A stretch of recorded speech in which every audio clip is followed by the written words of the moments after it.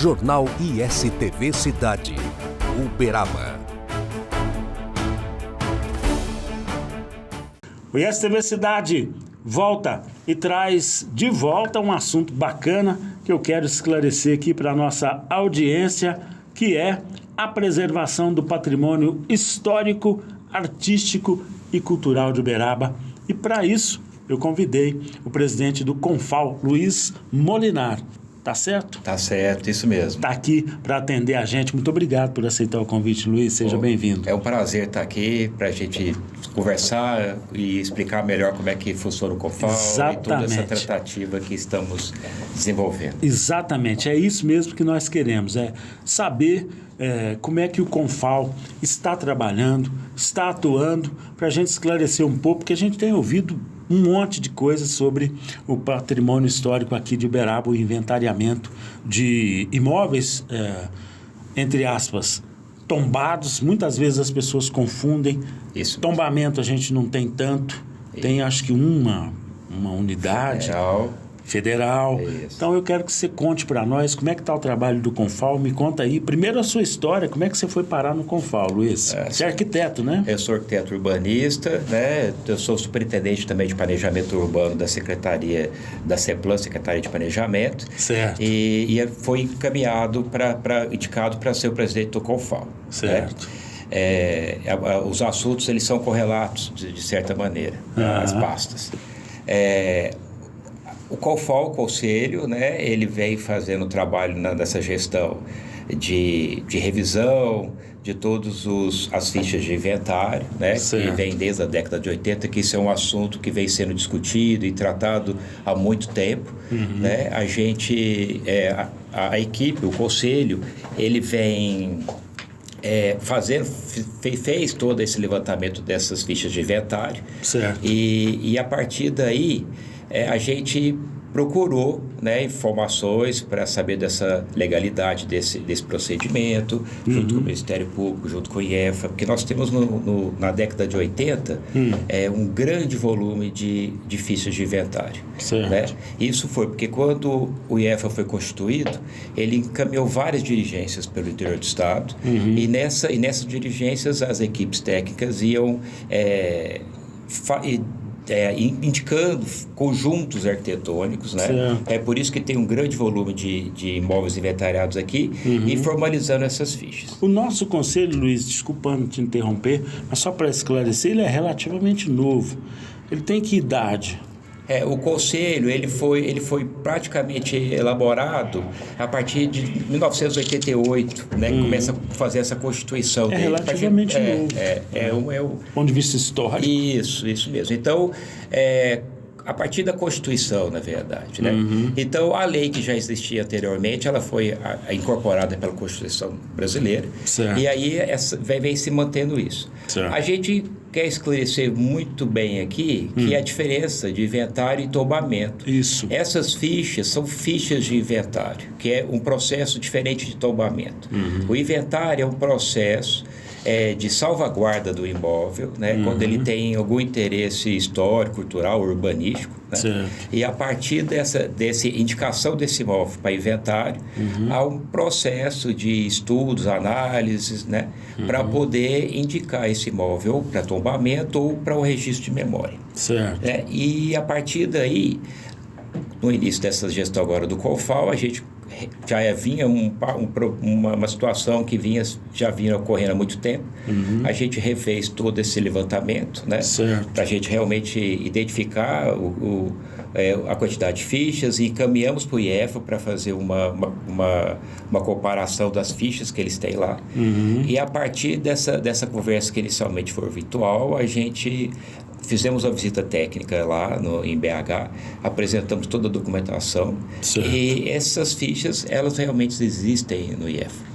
E esses procedimentos, eles são corretos.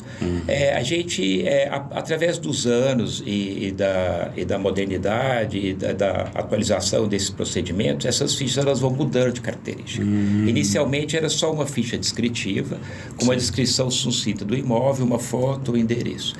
Né? E a partir daí ela vem acrescentando, a legislação foi alterando, e aí solicitação de relatórios fotográficos, análises históricas e tudo mais. O que, diga-se de passagem, é o suficiente para comprovar a documentação de que aquilo foi avaliado. Né?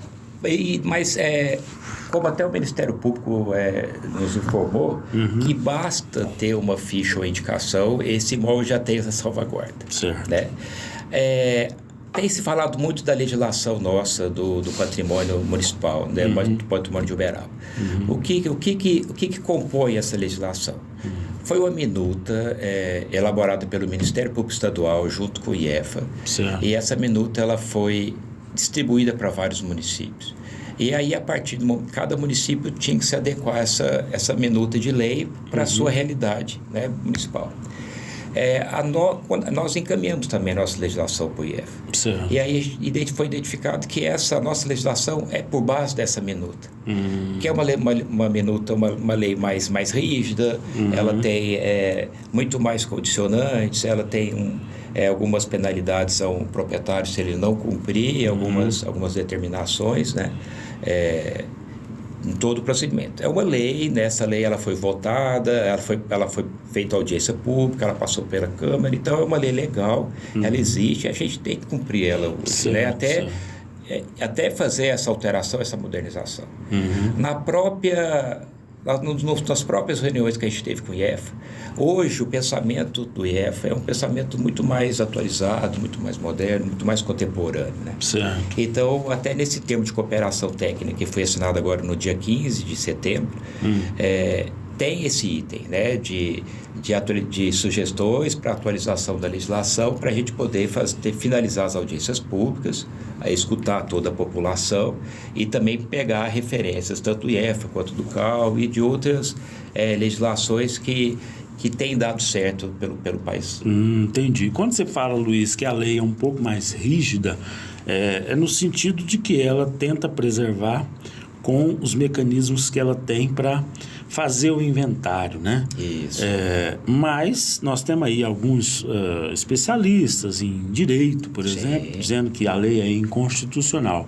Na sua avaliação, isso não procede. Então, ela é uma lei que ela tem o seu rigor, mas para fazer jus à política preservacionista. Seria isso? Seria isso mesmo. Essa legislação, como eu disse anteriormente, ela é legal, né? Ela é constitucional. Certo. Eu tenho tenho acompanhado todo esse processo junto com o Ministério Público. Já encaminhamos essa legislação para o Ministério Público, já foi feita uma análise. Uma avaliação. Avaliação, e essa lei ela é constitucional. Certo. Como ela eu disse cumpre aqui, os preceitos constitucionais para atingir o objetivo dela, que é a preservação do patrimônio. A gente identifica que as situações vão mudando, né? A gente precisa realmente atualizar essa legislação, claro, né? Claro. E até pegar esse passivo que ficou desde a década de 80 até agora e vamos dar encaminhamento para finalizar esses processos de inventário. Entendi. Né? Então, assim, a gestão CONFAL, dessa gestão, nós estamos dando prosseguimento do que ficou parado nesse tempo todo. Certo. Então, a gente... Começou quando, Luiz, a gestão? Começou agora em 2021. São quantos anos? São 2 anos, depois foi recondicionado no ano passado, e a gente faz mais 2. Certo. A gente estamos dando prosseguimento legal que tem que ser realizado realmente. Então, como a gente tem uma quantidade de processos que foram, dessas fichas de inventário que foram indicados pelo Estado, por isso que a gente procurou o IEF. Certo. E aí, nesse termo de cooperação que nós assinamos agora, dia 15 de setembro, a gente ficou acordado que seriam feitos estudos técnicos pelo município, porque certo. O IEF tem uma equipe técnica também muito reduzida, igual a nossa aqui do município. Tem suas dificuldades também. Com certeza. Então, foi alinhado que seria contratada uma empresa especializada nisso, através de licitação, com vários... Que é a medida mais recente, que foi divulgada, inclusive, pela Prefeitura. Isso mesmo. Isso vai proporcionar, então, agilidade. Isso, agilidade, porque se esses processos forem refeitos pelo Departamento de Patrimônio, né, da Fundação Cultural, a gente vai ter uma tratativa e uma resolução a longo prazo. Certo. E fazendo essa contratação externa, uma equipe que tem que ser especializada, é um termo de referência super completo, tem que ter essa empresa, ela tem que ter gabarito técnico e científico para poder realizar, já tem que ter realizado trabalhos parecidos, né? Para poder a gente conseguir dar um encaminhamento mais célere dessa situação. Corpo do Confal, Luiz, arquitetos, historiadores, o que nós temos de profissionais de experts nessa área lá dentro? Nós temos 11 conselheiros, né? Nós temos 5 da gestão pública e 5 da sociedade civil. Nós temos arquitetos especialistas inclusive em patrimônio. Inclusive o presidente. Nós temos arquitetos especialistas em patrimônio, temos historiadores, arquitetos urbanistas também. A gente tem algumas pessoas da gestão pública que são relacionadas à parte de legalização de terrenos, que é uma parte que seria a parte do patrimônio, né? Porque daí a gente consegue linkar os assuntos, né? E conseguir resoluções mais céleres. Que também requer um profissional, uma pessoa que conheça da área, né? É uma parte intrincada que você tem que lidar com documentos. Conhece toda a malha urbana e fora, não é só o contexto histórico, e tudo está interligado entre si, né? E a gente então tem esse grupo bem heterogêneo, um grupo eclético. que sabe realmente do que está se tratando e como tratar essa situação. Luiz, eu sou familiar, sou filho, herdeiro de um proprietário, de um patrimônio, enfim, de um espólio que está inventariado no Patrimônio Histórico, Artístico e Cultural aqui de Uberaba, no Confal. Eu tenho a liberdade, eu tenho acesso, eu tenho a possibilidade de conversar com o conselho, de mandar documento. Como é que funciona esse relacionamento aí? Conselho e a figura que está do outro lado da o conselho, ele é, pelo menos nessa gestão, ele é extremamente aberto, né? Toda solicitação que chega... Aceita questionamentos? Aceita, sim, claro. A gente recebe o proprietário, mesmo fora de qualquer reunião, né? Para entender qual é a necessidade dele e tratar isso com mais... pessoalmente, né? E tratar isso de uma forma mais límpida e clara. Com a solicitação, ela tem que ser protocolada oficial, né? Tem que ser protocolada no Departamento de Patrimônio da Fundação Cultural, e a partir daí é feita as análises e a gente passa pelo conselho, que a gente convida sempre o proprietário para participar das reuniões, que o documento está em pauta, para ele explicar, justificar, a gente entender qual é a necessidade dele, né? O conselho já conseguiu destravar várias situações que vinham se arrastando em várias, até décadas aí, né, nessa composição, né? E nisso tudo a gente até orienta, porque como são profissionais capacitados na parte de patrimônio e de arquitetura também, a gente até consegue também dar sugestões. Ou o Conselho faz reuniões públicas? Tem as reuniões As reuniões do Conselho, elas são públicas, né? Na verdade, qualquer pessoa pode participar da reunião do Conselho. Ok, ou seja, a gente pode chegar lá, olha, eu gostaria de participar para entender, para conhecer, saber como é que estão os trabalhos, isso é possível também. Todas as atas do Conselho, a partir da revisão, elas, e assinadas pelos conselheiros, elas são publicadas no porta-voz. Então, elas fazendo essas perguntas todas, Luiz, até parece uma bobagem, mas é que a gente ouve tanto falar do Conselho nas redes sociais e tudo mais, que parece que o Conselho é um bicho-papão. E pelo que você está contando aqui, não é nada disso. Ele é só um órgão preservacionista. Isso. Estou correto? Está correto, é isso mesmo. A gente tem escutado também que Uberaba tem mais de 500 imóveis que estão sendo prejudicados nessa relação. Quantos são os inventariados hoje? Dos imóveis inventariados particulares são 164 unidades, né? Nesse contexto todo, nós temos imóveis que foram demolidos, nós temos imóveis que foram descaracterizados nesse tempo. Sim. Então, esse estudo que está sendo finalizando o orçamento para fazer essa contratação, ele vai ser mais sério, porque tem casos que já realmente o imóvel já não existe. Não justifica o inventário. Isso. Outra coisa que a gente poderia explicar bem, então, como eu estava citando, tem se falado que são mais de 500 imóveis no centro da cidade que estão com proteção e estão sendo prejudicados. Poderia estar gerando emprego e tal. A gente sabe que menos de 10% dos imóveis vazios são os imóveis inventariados, né? Através de levantamentos da universidade, da própria prefeitura. E também que nós temos situações que o imóvel tombado, ele tem uma área de proteção do entorno. Não quer dizer que o imóvel que está no entorno, ele não pode ser modificado, não pode ser alterado, não pode ter um uso, uma qualificação. Sim. É apenas uma análise urbanística, até, de certa forma, para poder não prejudicar o bem tombado, de uma forma de perder a visibilidade, ele se perder no meio de uma paisagem. Ele é inserido num contexto. Né? Isso mesmo. Urbano, histórico, levando em consideração a validade, o valor histórico. Isso, o valor histórico dele, cultural e urbanístico para a cidade. A gente identifica aqui na cidade que a cidade tem vários ciclos de desenvolvimento, né, urbanístico. E a gente tem exemplos de várias etapas desse ciclo. Né? E aí a gente, com essa preservação, a gente consegue ter um cronograma arquitetônico histórico do desenvolvimento da cidade. Até a gente desenvolveu, o ano passado, o COFAL desenvolveu uma educação de educação patrimonial. Certo. Nós elaboramos 6 circuitos. Com caminhabilidade, um circuito de curto tempo, explicando a importância, por que a importância desse casario, a importância, o nome das ruas. Esse trabalho com o professor Gugu? Isso também.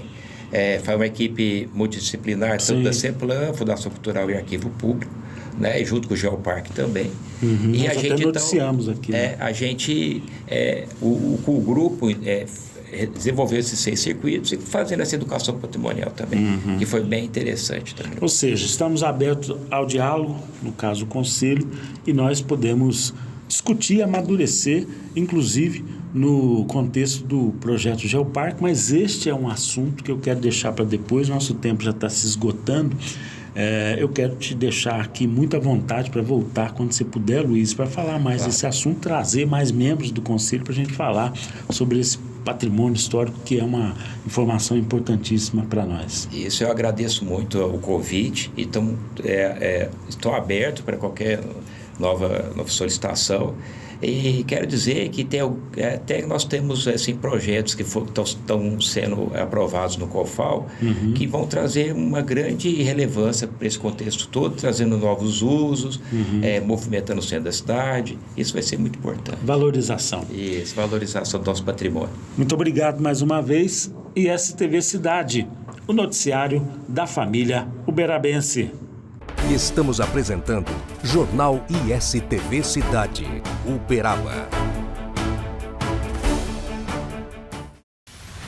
ISTV. Nosso canal vem crescendo a cada dia e se destacando em todo o Brasil. Mais de 150 milhões de telespectadores recebem o nosso sinal através das antenas parabólicas, TV digital via satélite, TVs conectadas e TV a cabo em todo o território nacional e América Latina. A nossa programação de filmes, séries e desenhos retrô vem conquistando os lares brasileiros, que cada vez mais buscam conteúdos de qualidade para assistirem com suas famílias. ISTV, a sua TV retrô.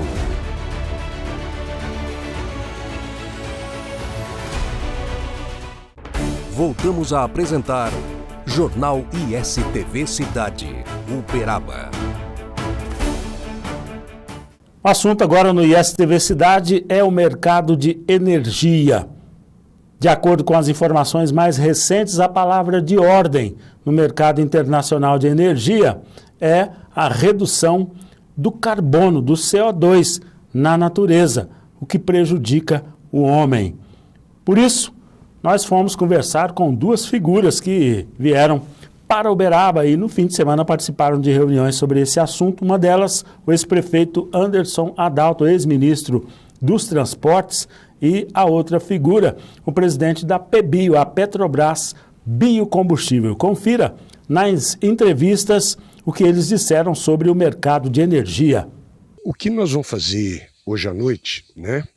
Nessa noite de sexta-feira, nós vamos apresentar em que pé que está o projeto do gás em nível nacional e principalmente essa possibilidade realíssima, de Uberaba ser o projeto piloto. Ou seja, em bom português, se o Brasil tiver esse programa do gás para empregar dentro do que ele foi estabelecido, Uberaba será o piloto, o projeto piloto desse programa. Então eu vou mostrar esses detalhes. Você está mergulhado nesse projeto já tem alguns meses, alguns anos. A sua expectativa, a sua esperança em relação ao desfecho disso? Eu sou um sonhador, eu tenho uma irmã que é meio pessimista. Eu faço, Elias, você olha no copo pela metade, você fala, esse copo está meio vazio. Eu olho para o copo e falo, esse copo está meio cheio. Então eu sinto o seguinte, a gente tem que ter esperança. A esperança é que nos move. Então, agora, você não pode ser um cara que vive só de esperança.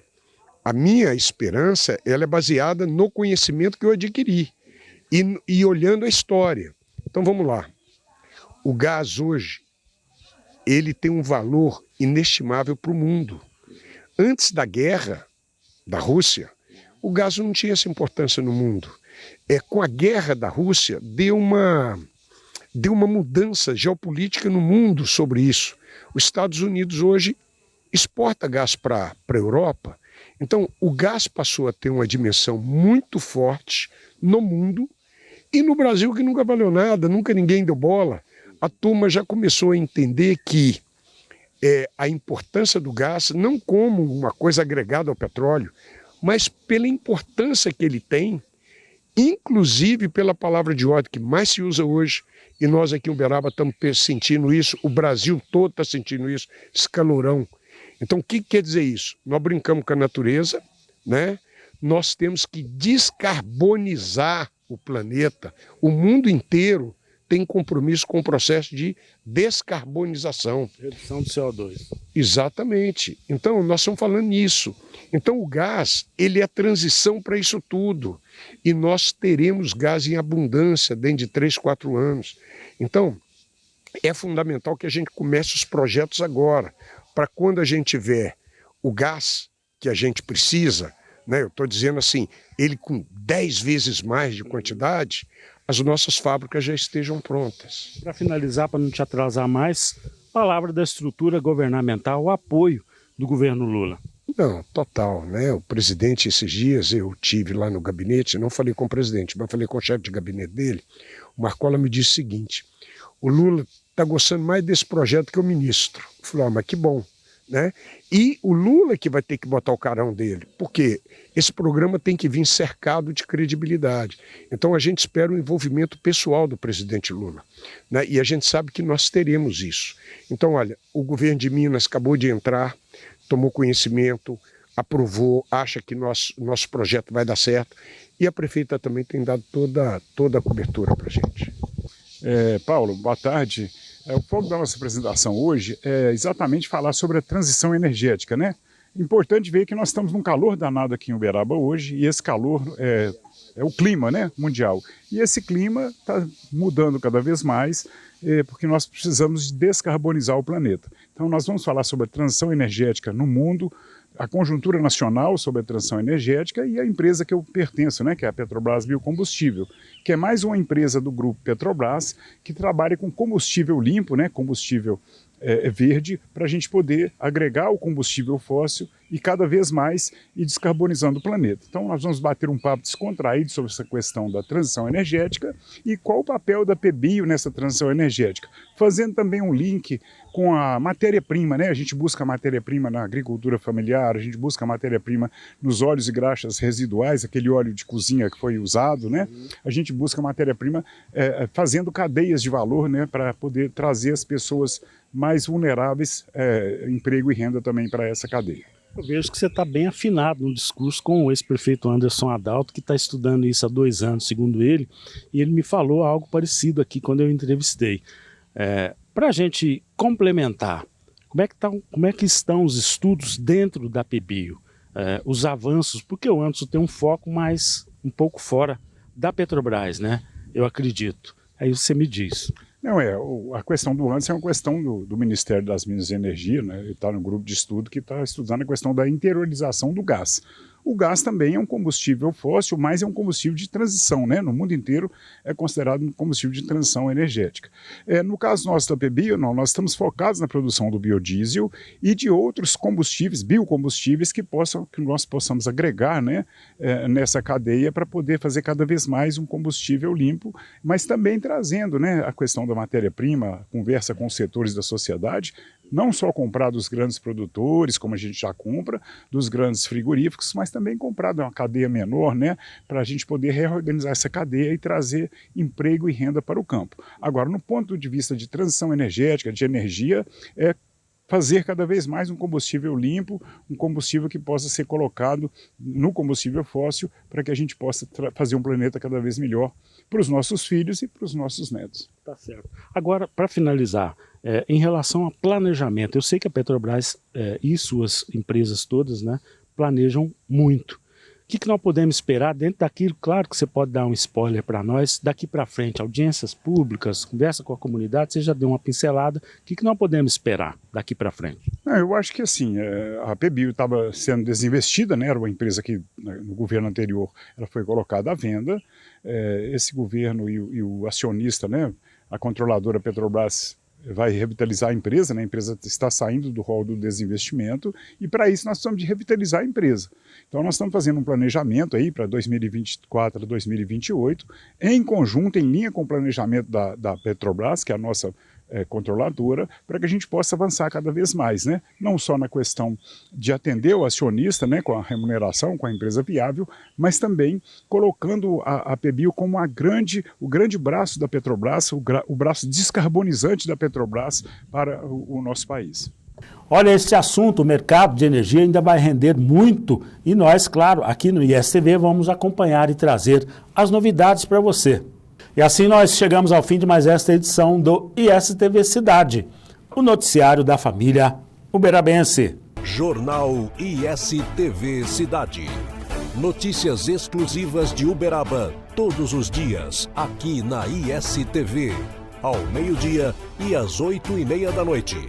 Informações diárias com credibilidade da nossa querida Uberaba, terra de gigantes, a cidade dos dinossauros, de Chico Xavier e do Gado Zebu, integra a programação da ISTV.